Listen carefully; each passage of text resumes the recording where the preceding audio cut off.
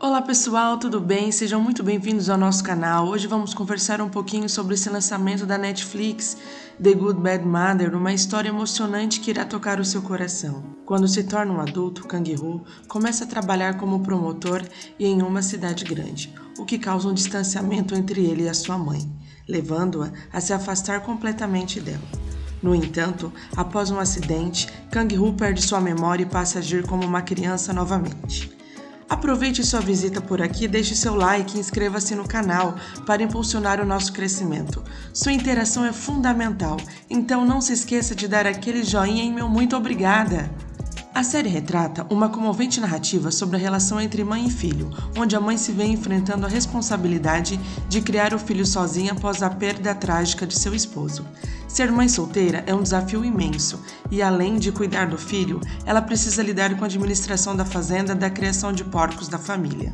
Yong-sun educou seu filho Kang-Ho com determinação, incentivando-o a dedicar-se aos estudos para evitar que ele enfrentasse as mesmas dificuldades que ela enfrentou ao longo de sua vida. Após atingir a idade adulta, Kang-Ho inicia sua carreira como promotor em Seul, o que o leva a um distanciamento gradual entre ele e sua mãe, chegando ao ponto em que o filho se afasta totalmente dela. No entanto, um acidente ocorre e Kang-Ho perde a memória, passando a se comportar novamente como uma criança. O amor incondicional de uma mãe nunca deixa de amparar o seu filho. Com isso, ele será envolvido novamente nos cuidados maternos, proporcionando-lhe um acolhimento especial. Nesse período, ambos terão a oportunidade de se reconectar emocionalmente e juntos enfrentarão os traumas que os assolaram no passado, fortalecendo ainda mais o vínculo entre eles. O primeiro episódio da nossa série se inicia com uma paisagem deslumbrante, onde somos brindados com uma descrição afetuosa sobre os porcos. A protagonista trabalhava em uma venda rural e comercializava produtos do campo. Logo no início do primeiro episódio, ela é pedida em casamento por Hae-sik, um dono de uma fazenda de porcos. Sendo assim, no pedido de casamento, ele decide presenteá-la com um porquinho. Contudo, o porco acaba escapando, resultando em uma tremenda confusão. No final, tudo acaba bem, o pedido foi feito e ela aceita gentilmente. Pouco tempo após o casamento, Yong-sun descobre que está grávida, enchendo o casal de felicidade. Eles carinhosamente chamam o bebê de Yong-yong, pois ainda não sabe o sexo da criança. O casal vive cheio de alegria, aguardando ansiosamente a chegada desse precioso presente. Num dia comum, um anúncio emocionante ecoou pela cidade. As Olimpíadas seriam sediadas em Seul, e a notícia trouxe uma onda de entusiasmo para a população local. Eles estavam radiantes com a perspectiva de receber a tocha olímpica em sua região, uma oportunidade única para presenciar de perto esse momento grandioso. Era um sonho se tornando realidade. No entanto, a alegria logo se misturou com preocupação, quando surgiram questões políticas relacionadas ao trajeto da tocha. Descobriu-se que, para realizar o percurso desejado, uma parte da preciosa fazenda local teria que ser demolida. Anteriormente, quando os moradores souberam das Olimpíadas em Seul, suas expectativas eram altas. Eles esperavam que o evento passasse próximo ao seu bairro, possibilitando que todos pudessem testemunhar um espetáculo ao vivo. Contudo, assim que a notícia sobre a possibilidade da demolição chegou, uma tristeza profunda se abateu sobre a comunidade, principalmente para Hae-sik, o dono da propriedade. Era como se a esperança e a euforia tivessem sido substituídas por uma nuvem de desânimo. A perspectiva de ver sua fazenda ser sacrificada para a passagem da tocha era dolorosa e difícil de aceitar. Os sonhos e as expectativas de vivenciar um momento único foram abalados pela realidade impactante da demolição iminente. Não fazia sentido para ele ter que perder parte do seu ganha-pão para 30 segundos de espetáculo, e obviamente que ele não aceitou essa situação de demolição. Diante dessa situação, era evidente que os envolvidos não ficariam de braços cruzados. Durante a noite, a fazenda foi invadida pelos representantes da construtora Yongra, que tinham interesse em adquiri-la para a demolição. De forma criminosa, eles incendiaram toda a propriedade, causando um incêndio avassalador que consumiu o local. Em um ato cruel, eles deliberadamente colocaram fogo na área onde os porcos eram criados. Hae-sik e Yong-sun estavam alheios a tudo isso, dormindo tranquilamente enquanto a tragédia se desenrolava na escuridão da noite. Durante uma das conversas entre Hae-sik e o representante da poderosa construtora Yongra, foi-lhe oferecido um cigarro de origem americana, a qual Hae-sik prontamente recusou. Esse pequeno gesto tornou-se um símbolo significativo encontrado entre os escombros carbonizados da fazenda. servindo como evidência crucial para dar início à investigação. O caso foi levado aos tribunais devido à descoberta de uma bituca de cigarro específica no local, exatamente o mesmo tipo de cigarro que o dono da construtora estava fumando quando tentou comprar a propriedade. Para o dono da fazenda, foi até oferecido esse cigarro, mas educadamente o recusou. No entanto, durante o julgamento, as testemunhas que inicialmente se dispuseram a depor mudaram suas versões, provavelmente por terem sido subornadas, resultando na vitória do réu. Infelizmente, a influência do dinheiro corrompeu o processo legal, permitindo que o responsável pela destruição da fazenda escapasse impune. Haesik, determinado à busca por justiça, não desistiu e empreendeu esforços para obter provas que pudessem reabrir o caso. Ele decidiu procurar um morador local e, para sua surpresa, conseguiu uma confissão. O morador admitiu ter sido subornado e ameaçado pelos donos da construtora. Consciente da importância dessas informações, Haesik teve a perspicácia de gravar tudo, garantindo uma evidência irrefutável. Com as provas em mãos, Haesik não hesitou em entregá-las novamente ao promotor Taisu, responsável pelo caso. Essa nova evidência trouxe a possibilidade de reabrir o inquérito, lançando-luz sobre a verdade por trás da destruição da fazenda e da corrupção que havia permeado o processo legal. A esperança de justiça ressurgiu e Haesik estava determinada a lutar até o fim. Haesik entrou na sala do promotor Taisu, levando consigo todas as provas que havia conseguido reunir. Com determinação, apresentou ao promotor todos os elementos que contribuíam para sua denúncia, incluindo casos anteriores com circunstâncias semelhantes. Haesik apontou para a recorrência de relatos atribuídos a curtos-circuitos e outras explicações convenientes. Além disso, Haesik revelou que tinha guardado dinheiro para construir uma casa para seu filho que estava para nascer. Ele ofereceu esse dinheiro ao promotor como incentivo para que se empenhasse em resolver o caso o mais rápido possível. Assim que Haesik deixou a sala, o promotor faz uma alegação, informando que as coisas estavam se complicando para os envolvidos da construtora. Essa conversa sugeriu que o próprio promotor também estava envolvido nesse caso de corrupção. Como era de se esperar, uma emboscada foi preparada para Haesik. Feliz e cantarolando, ele seguia em direção à sua casa, saboreando o kimbap.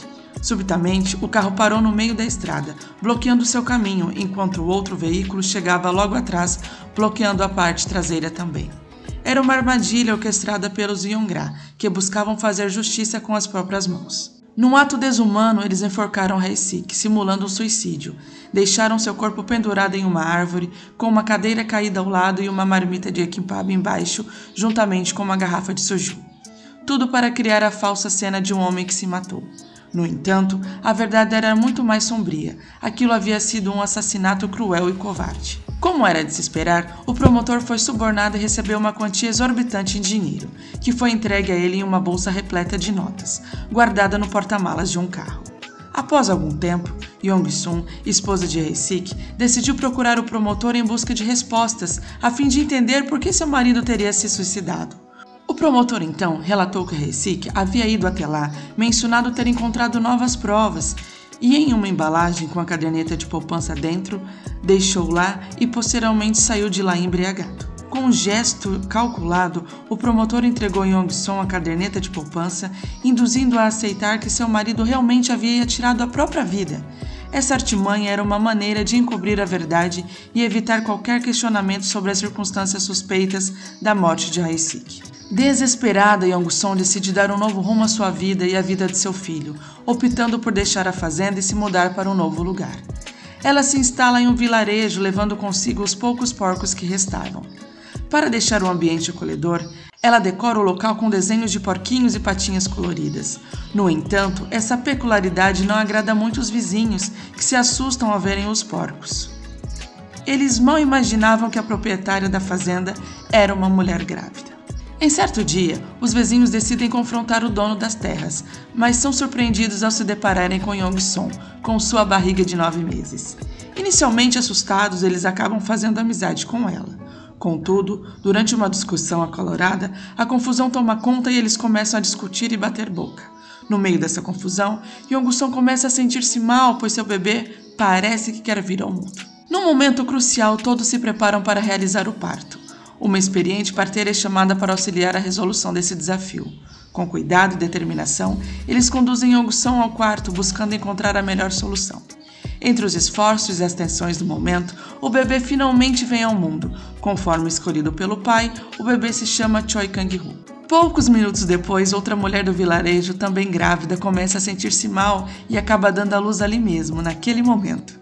Assim, em um único instante, duas mulheres se tornam mães lado a lado, compartilhando o mesmo espaço. O bebê é chamado de Michu, completando este momento de união e nascimento. À medida que crescem, os dois continuam estudando juntos. Michu é uma menina animada e cheia de energia e determinação. Sua personalidade é completamente oposta a Kang.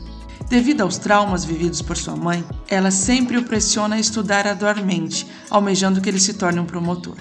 Na escola, Kang-hoo sofre bullying, sendo chamado de menino sem pai e alvo de comentários maldosos sobre o cheiro de porco. Devido à exigência da mãe em relação aos estudos, ele é privado de participar das excursões escolares, o que deixa-o muito chateado. Em um piquenique do qual não pôde participar, Kang expressa sua frustração escrevendo: "Mãe má". Michu cresceu e se tornou uma jovem determinada e cheia de personalidade. Ela era uma figura marcante. Por outro lado, Kang-hoo, mesmo sendo um homem, não tinha muito apetite. Desde pequeno, sua mãe dizia que ele não deveria comer demais, pois isso o deixaria sonolento e sem energia para estudar. Esse fato ocorreu um dia que ficaram trancados num depósito de materiais esportivos dentro da escola. Miho ofereceu gimbap para Kang e ele retirou todos os vegetais e só comeu arroz. Naquele dia, que também era aniversário de ambos, o vilarejo ficou alarmado com o desaparecimento deles. Todos se reuniram para procurá-los, e à noite finalmente os encontraram. Young-soo questionou se Kang tinha perdido as aulas extras noturnas e ficou enfurecida. Ela havia preparado várias comidas deliciosas para celebrar o aniversário de seu filho, mas devido ao horário, a única coisa que ela fez foi brigar e pedir para que ele estudasse mais. Infelizmente, essa era a forma dela demonstrar carinho e cuidado. Após alguns anos, Kang e Michu sempre estavam juntos, se consideravam namorados, e Kang continuava estudando intensamente. No dia do seu exame final, Michu foi até lá para lhe desejar boa sorte e lhe entregou-lhe presentes. Porém, no momento em que ele se preparava para ir fazer a prova, houve um gigantesco barulho. Ao se virar, ele vê que Michu foi atropelada. Desesperado, ele correu até ela para tentar ajudá-la e a levou às pressas para o hospital. Ela estava sangrando e bastante machucada, o que fez com que ele perdesse o exame. Ao chegar em casa, sua mãe estava extremamente brava e decepcionada, e eles acabaram brigando muito, dizendo coisas horríveis um para o outro. Após a briga intensa, sua mãe disse a Kang que a única maneira de se afastar dela era através dos estudos, e ele se tornando um promotor. Assim, ele estaria livre. Sentindo uma grande raiva, ele saiu do local e entrou em seu quarto, pegou seus livros e começou a estudar. Os anos se passaram e Kang de fato se tornou um promotor de sucesso. Durante sua carreira, ele acabou se deparando com um homem que havia assassinado seu pai. Nós, telespectadores, nos questionamos se essa aproximação foi intencional ou apenas uma coincidência do destino. No segundo episódio, Kang-hoo parece trabalhar para a empresa Yongra, que agora se tornou o grupo Webbyuk. No entanto, não podemos ter certeza se ele sabe que o homem que assassinou seu pai está ligado a essa empresa. As evidências indicam que sim. Aparentemente que o proprietário das empresas tem um grande apreço por Kang-hoo, mas também é incerto que ele saiba que Kang-hoo é o filho do dono da fazenda de porcos. Em uma conversa descontraída, enquanto brincavam de beisebol num gramado, Kang-hoo e o senhor dono da construtora conversavam sobre negócios. Kang-hoo revelou que sempre gostou de beisebol, mas nunca teve oportunidade de assistir aos jogos ou praticar o esporte.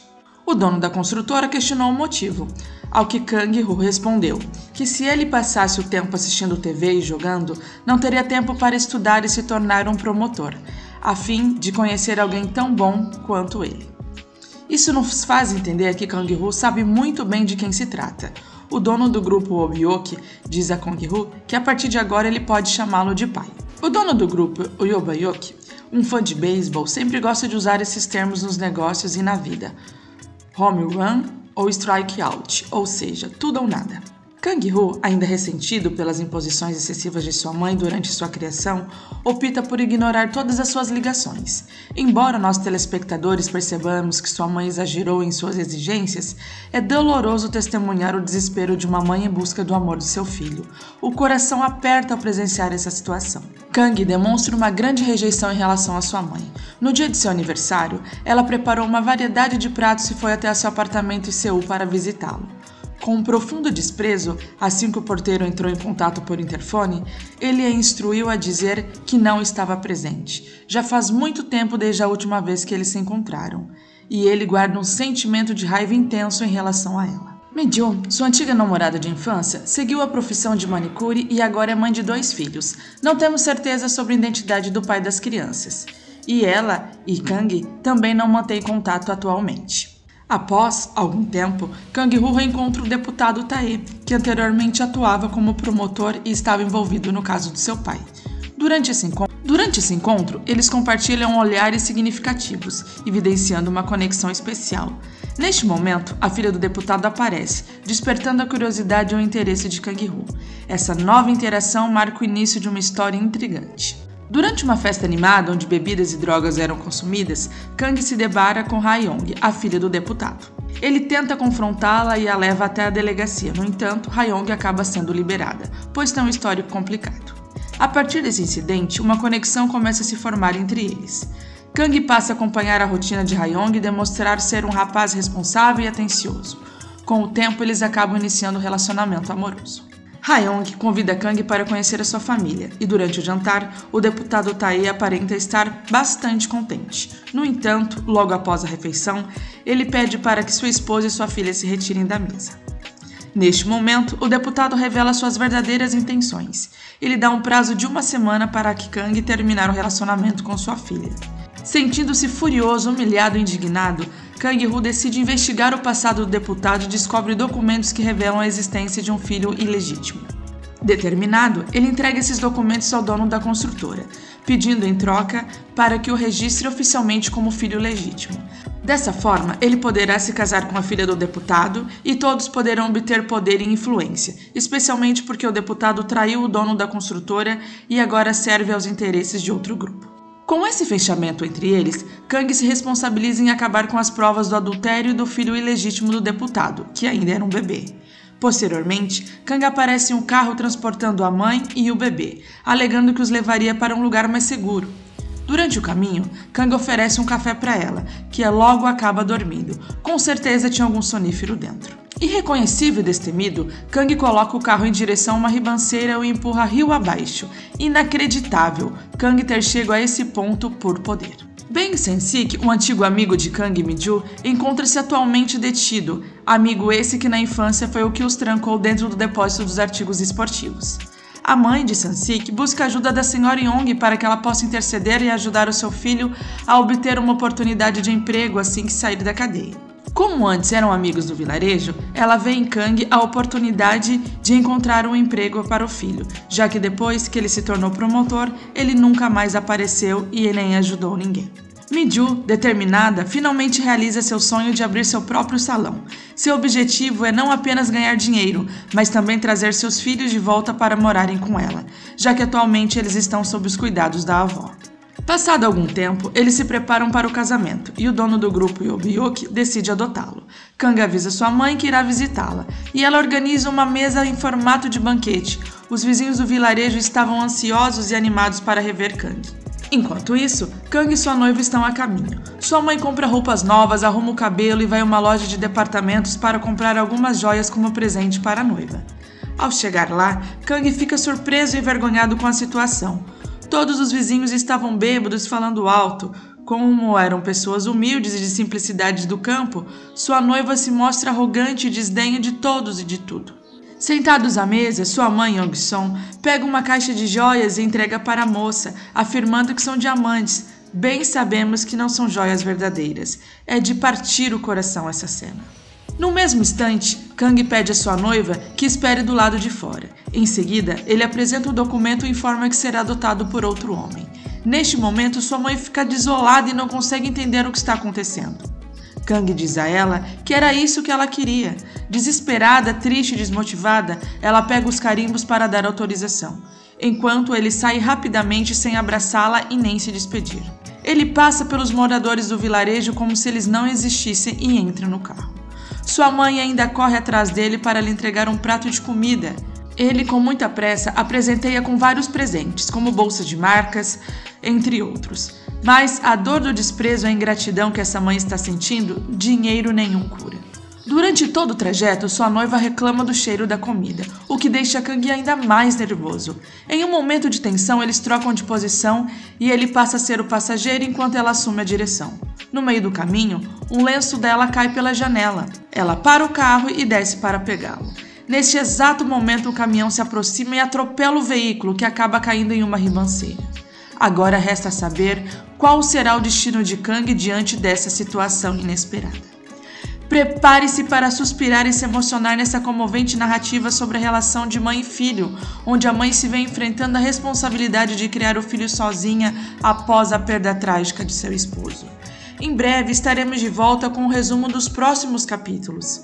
Se você gostou do conteúdo, deixe seu like e inscreva-se no canal. Beijinhos e até a próxima!